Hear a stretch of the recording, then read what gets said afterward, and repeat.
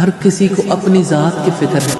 اب میں نے دیکھا حج پہ جانے والے ہوتے ہیں سم ٹائم بہت تیزی میں کام کر رہے ہوتے ہیں کہ اپنی چیزوں کو نپٹا رہے ہوتے ہیں اور زیادہ ایروگینٹ معذرت کے ساتھ اور زیادہ سم ٹائم جو ہے وہ اس چیز کی ریئلائزیشن نہیں ہوتی ہے کہ آپ کتنے بڑے مقصد کے حصول کے لیے جا رہے ہیں. جی بالکل یہ ایسا ہے لیکن یہ ہے کہ نیچرلی مصروفیات بھی حاجیوں کی ایسی ہوتی ہیں جس کے لیے بہت کچھ نپٹا کے جانا ہوتا ہے. نپٹا کے بھی جانا ہے، لیکن یہ ہے کہ انہیں یہ ضرور دیکھنا چاہیے کہ ہم نے کرنے کیا تو اللہ کی نافرمانی سے بچنے کے لیے جانا، اللہ سے معاہدے کرنے کے لیے جانا. اور پھر یہ ہے کہ جب آپ دل کے اندر بدگمانیاں، بغض، کینہ، حسد ہوتا ہے تو اس کی وجہ سے جدال ضرور ہوتا ہے، جھگڑا ضرور ہوتا ہے. آپ اگر سیلف لو میں مبتلا ہے، میں یہ تو نہیں کہتی کہ سیلف لو بالکل ہی کنڈیم کر دینا چاہیے. اگر انسان کو اپنی ذات سے کوئی تعلق نہ ہو تو وہ آگ سے بچنے کی بھی تیاری نہیں کرے، کوشش کرے. لیکن دیکھیں یہ جو انا پرستی تک پہنچنا ہے نا، اس کی وجہ سے ہی ساری خرابیاں آتی ہیں. اور آج کی دنیا میں دیکھیں کہ یہ کلچر ایسا ہے جس کو سیلفی کلچر آپ کہہ سکتے ہیں، جس میں ہر کسی کو اپنی ذات کی فکر ہے، اپنی ذات سے باہر کچھ نظر نہیں آتا، اور جس کی وجہ سے سوسائٹی کے اندر ایک چینج ہے. ہر کسی کو یہ پتا ہے میری ضروریات ہیں، میری خواہشات ہیں، میرے تعلقات ہیں، میرے معاملات ہیں، اور اپنی ذات سے باہر نیچرلی وہ کچھ نہیں سوچتا. تو حج بہت بڑا لیسن، حج ایک پوری یعنی ترتیب کے ساتھ اجتماعی زندگی کو سکھاتا ہے، کیونکہ ہر کسی کو اکٹھا رہنا. اب وہ والا سلسلہ نہیں ہے کہ آپ کو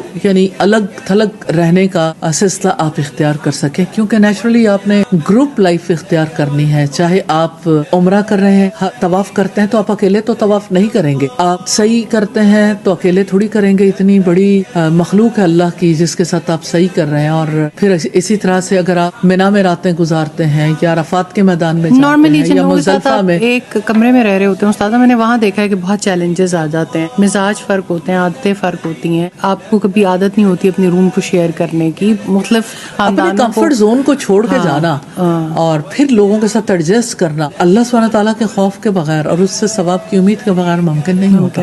اگر انسان کو یہ پتا ہو نا میں نے اسی سے نیکی کمانی تو انسان کے لیے کوئی چیز مشکل نہیں رہ جاتی.